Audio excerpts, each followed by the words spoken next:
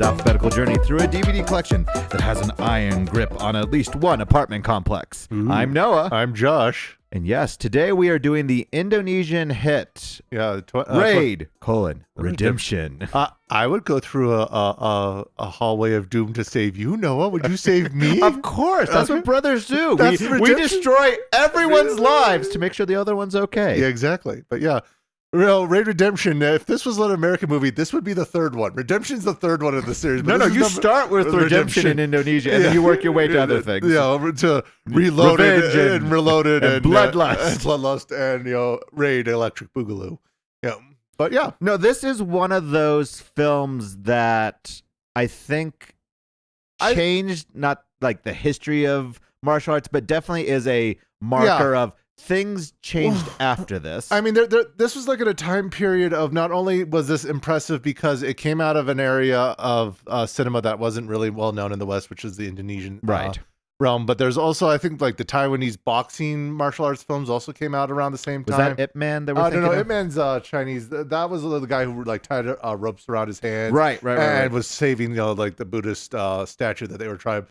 I really should have looked that up, but it's like, It was let's look at not the normal fare of Chinese, Japanese cinema. Let's try Korean with the host or Indonesian with the Raid. Well, and it's like there's some really good things because technology has advanced that you don't need a giant studio as much to do it. So I feel like this falls into that. Yeah, and I think what I would say, like if someone said like, well, what makes this different from another kung fu film is like, this is graphic. Yes. This is violent. Yeah. And it's like if you took your Rambo and mixed it with, a Bruce Lee Kung Fu. Yeah. That's what you're going to get out of, an Indonesian martial arts film. At least this one, yeah. At least this one. Yeah. But if you need a synopsis, a SWAT team becomes trapped in a tenement run by a ruthless mobster and his army of killers and thugs. Yeah.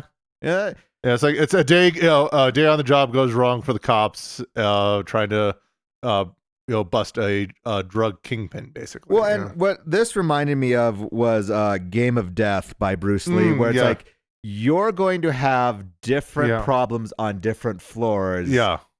In your, in Bruce Lee's to get to the top. In this case, it's to get out.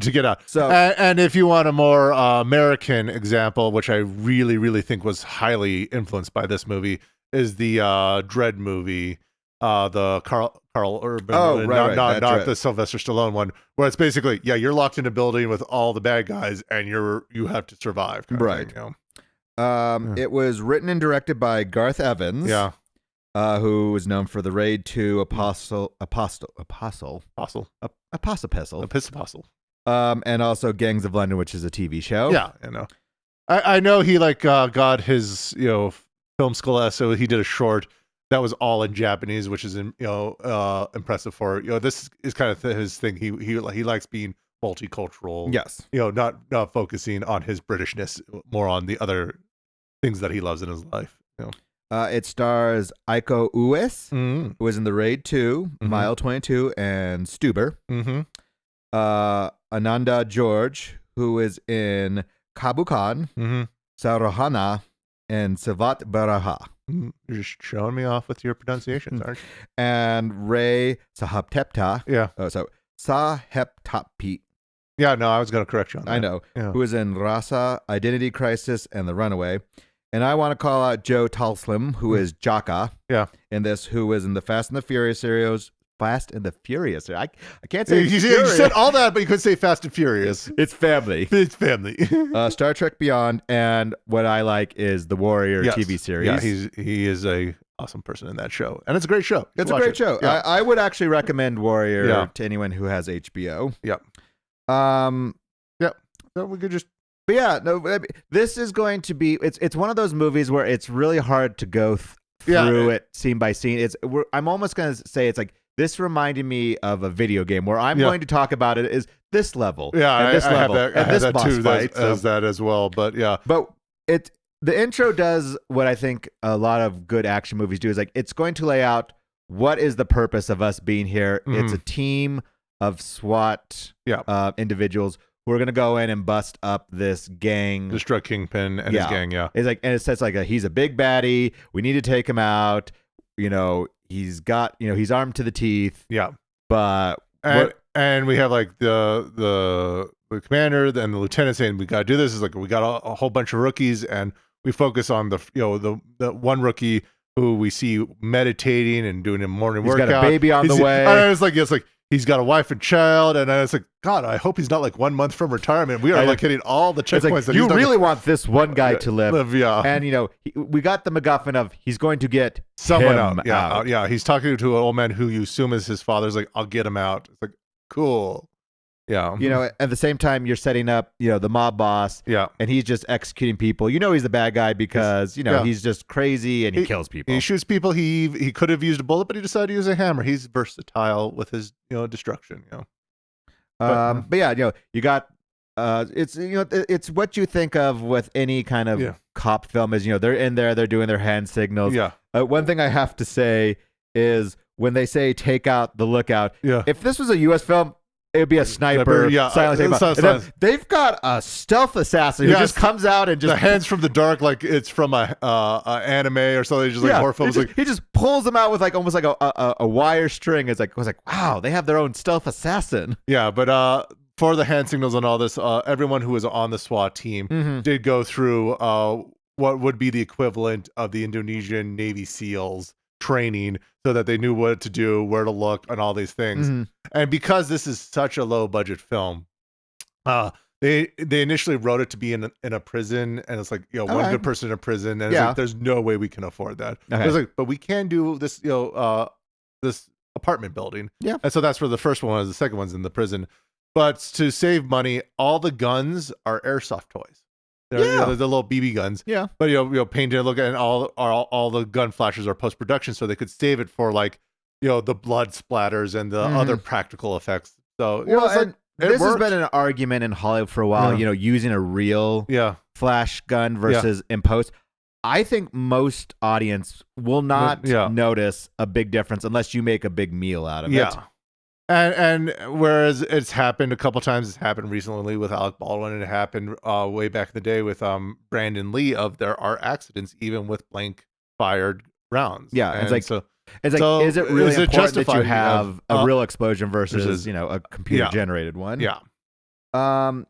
You see them. They've taken the first 5 floors real easily. They're arresting people. They're zip tying, moving on. Yeah, 1 through 5 completely easy. And everything was fine until the Fire Nation attacked. Yeah, well, it's like then a kid who went to the bathroom comes out. It's like, well, we can't kill a kid, but they totally kill a kid. Oh, they totally kill a kid. I do like the bullet time, but it is that kind of fun thing of like, wow, you knew exactly where to fight. Hey, that guy's good, man. He's good. He doesn't like our main guy, but he's a hard-boiled lieutenant. He's not wearing a thing. He's gonna be a good guy. Yeah. So. But yeah, we get the bullet time. There's an alert. There's a lockdown, and things go bad quickly. Yeah, the alarm is raised at 7:45 in the morning.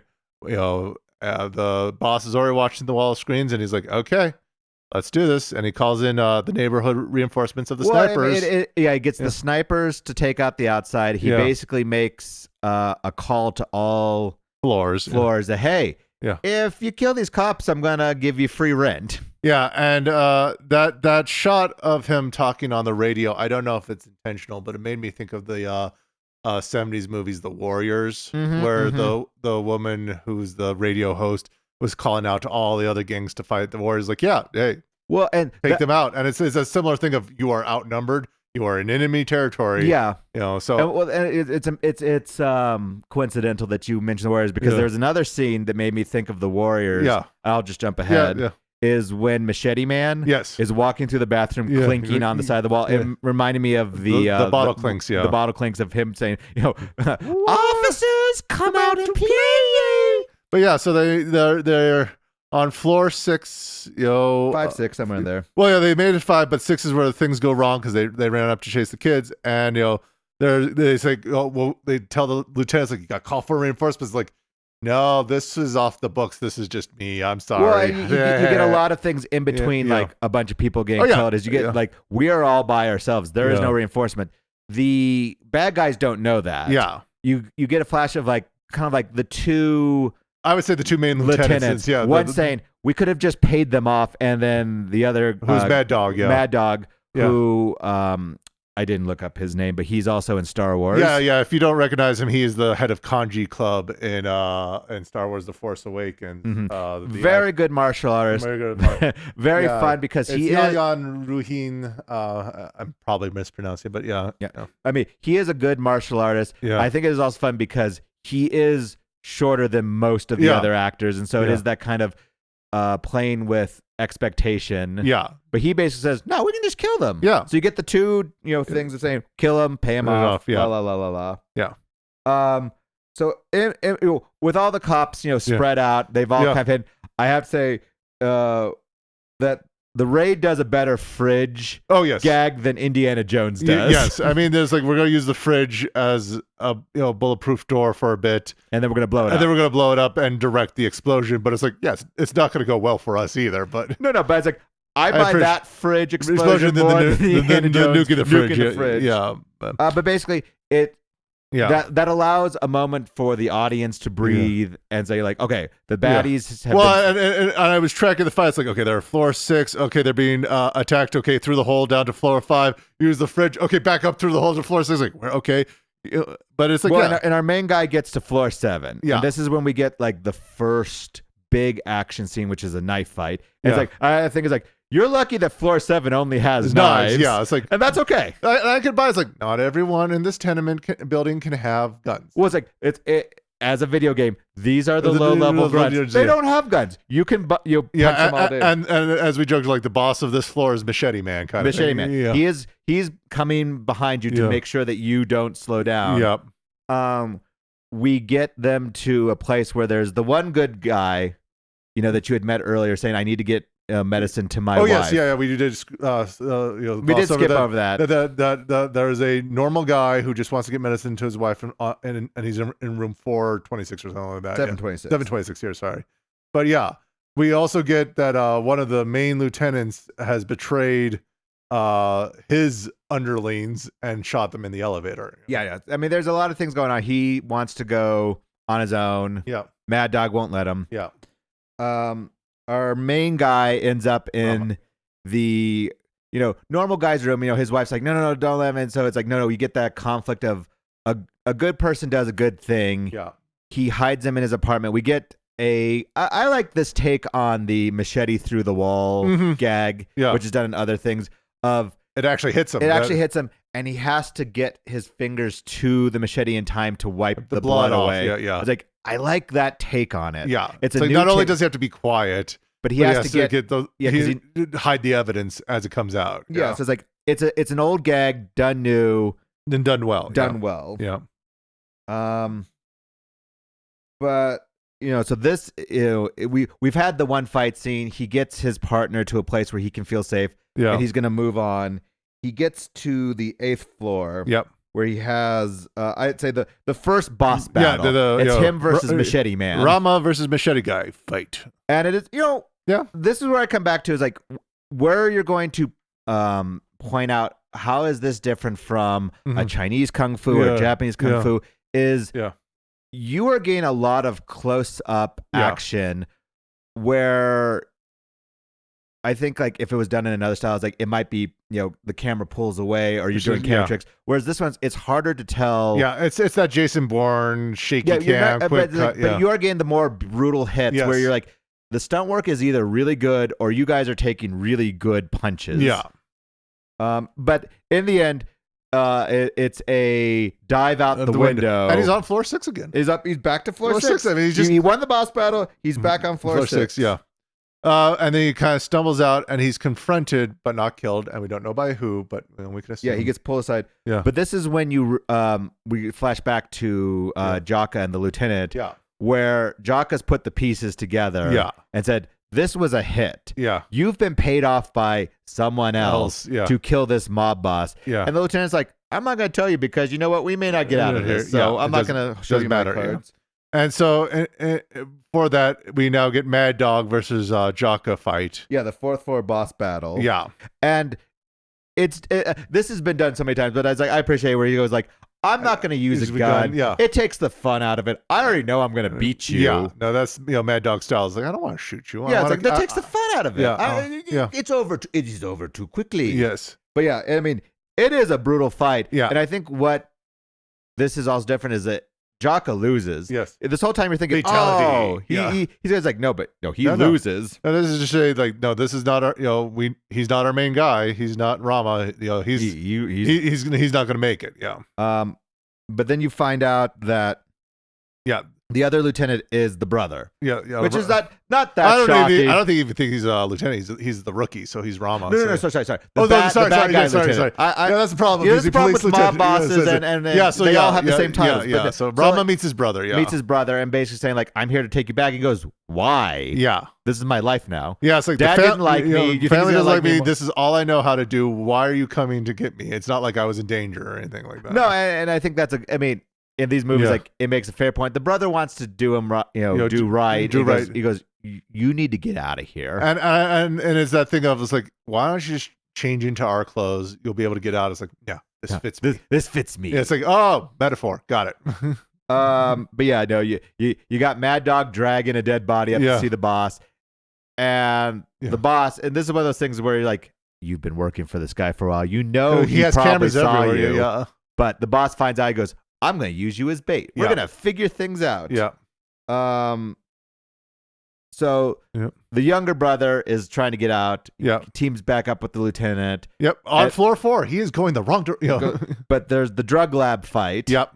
Which, once again, I have to say, in watching this slow, is like, either they have really good stunt manners, as like they are taking serious hits. And I think things. that's why this one resonated with international audiences. It just looked different for the time. Well, and because I'm reminded back to, and it's like it's not an apt comparison at all, but it's like when Crouching Tiger, Hidden Dragon came out. It's like it was the first time that the general audience could get into wushu, which is the wire acrobatics. Yeah, it's not that it does something different. It's just like people are like, I like watching it. It's like it makes me focus on the art of the fight, and I think this one is like, because I'm watching this, I'm like, I don't know how you are taking some of these hits or blows, but it's done in such a wonderful way that you're really compelled by each fight scene.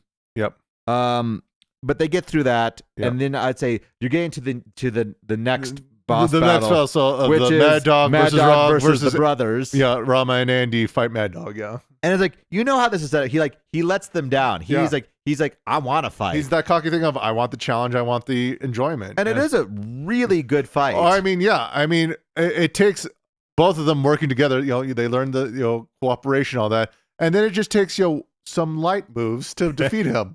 Well, because he kills him with a light bulb. If you didn't get my joke, yeah, but But it is, it's like, once again, the martial arts, mastery of these three actors, and the choreography, it's like, it's not necessarily something new, but it is different. I think it's like when you see like Ring from like it's so different than what an American audience is used to. Yeah, for their horror, plays with your expectation, and it does it differently. Yeah, and I think this is like where it's like, no, the fight does end up where you think it does, but the way you got there was not what you expected. Yeah, whereas when I watch American fights, it has the same 3-arc story structure as like most stories do. Yeah. Of is like inciting fight, both are doing well, then the hero will win a bit, and then they'll start to lose, and it'll be like Act 2, they're almost going to be dead. On the ropes. And then quick turn, they climax, they win the fight. Right. Every fight seems to go that way. Yeah. Whereas this one is like, no, they're getting their asses handed to them, but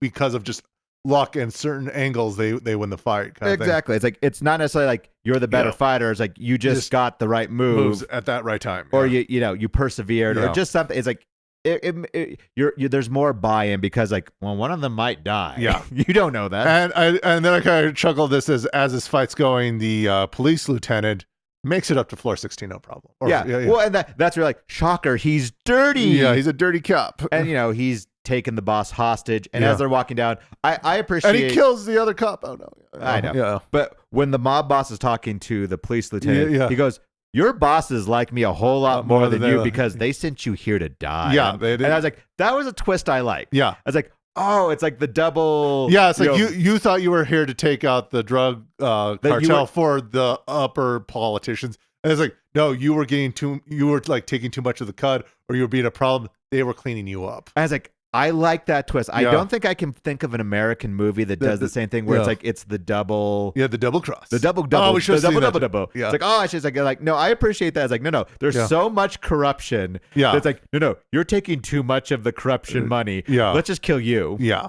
So I was like, I like that. That was, I mean, the wrap up is super quick. Yes. I mean, I was actually a little shocked that the police lieutenant killed the mob boss. Anyway, and then the resolution is like, no, the brothers go their separate ways. They say it's like, as he says, like this fits me, that fits you, and it's like, okay, you come to an understanding. It's like, okay, he's going to be a criminal, you're going to be a cop. Yeah, it's like we're going to take the lieutenant back to get either prosecuted question mark or whatever. I mean, and it's like you're going to go back and maybe run this. He's now the drug empire. I don't know. I mean, where's the redemption? Is the joke of Raid Redemption? Where's the redemption? And I think it is satisfying because it's not the American ending we want. It's not that his brother either dies saving him or he does get him out. It's an ending. It's an ending. Is it a happy ending? Yeah. I don't know. I mean, you did get a criminal. Yeah. But it's like, but nothing changes, and it's like, well, maybe that's the more realistic thing of it's like corruption. Have. Like once you find it's like, oh, it's corruption all the way to the top. We just need to survive. Yeah, and that is you got end of the you got day. someone. Yeah. He gets to go home to his baby. Yeah. Everyone, I guess. Well, besides everyone who died. Yeah, everyone wins. I mean, we got like 2 SWAT members or something, and like 2 out of the 20 that came 24 that went in got out. But I do love like the poster for this is like the Raid Redemption 60 floors of terror. There's only like 16. 17 if you count the mezzanine. It felt like 60. I mean, Sunday. If we count all the times he goes through floors 1 through 7, maybe it could be times. 60. Yeah. But I mean, I'd say this is worth a watch. I mean, it is one like I know that martial art films and fighting films are hard to sell to people who do not like it. Martial arts and fighting films. And it's like, this might be hard to sell people, but it's like it is completely honest with it. It's like, listen, it is straight up fighting. It's just, it's violent. I mean, it's basically a no story, all action kind of thing. And but it's like that's okay. But it's like what little story it gave me was enough. Yeah. It wasn't cheesy. It just and again, I don't know. I mean, this is the problem of watching it without knowing the language of their acting might be as cheesy as like a Schwarzenegger from the 80s. It could be, but I don't know. I think it's pretty good. So. I mean, I'll say this just as a flavor thing. Yeah. Not knowing Indonesian is like there is a musicalness to the Indonesian language that I'm not used to, which is like I am used to Chinese and Japanese and Korean. Yeah. To hear Indonesian is like that's different. Yeah. And that's kind of there is one thing where I think it is the word redemption. Where it rolls almost like a growl. I'm like, that's a fun word. I don't think I can do that with and it works for this movie, whereas I remember when I saw the original Girl with the Dragon Tattoo, the Swedish film, I had the hardest time taking it seriously because they are talking about these deep, hard things of like this girl was raped and murdered, and it's like it's good night. It's like Swedish you chef. Also like the Swedish chef. Yeah. That's true. I mean, I got over it like after 5 to 10 minutes, but with this one, I'm right. It's like no, this is beautiful. This is brutal. Look at that. They're all growling at you. But Indonesian, I like your language. Yes, good on you. Good on you. Well done. Approved. Yeah. But check it out. Yeah, it's fun. Yeah. It's it's no walk in the park. It's not sunshine. It's not butterflies. It's not a sandlot. It's not a sandlot. Yes. It's not a baseball park. It's not a baseball. It's not a day at the park with your friends when you lose a ball and a dog eats it. Yeah. That is a gear shift we are doing. Yes. No, next time is Sandlot. You know, the iconic millennial childhood sweetheart of friends, the friends we made along the way on our redemption through the sunshine. Yes, next time is Sandlot. I'm hoping most of you have seen it. If not, it's worth a rewatch. It's fun. And if you get a chance to watch Raid Redemption, I would suggest it. Yeah, it is one of those things I think I would recommend that should be in your mind zeitgeist. Yep. So thanks for listening to us, and hopefully we'll see you next week. All right. Bye.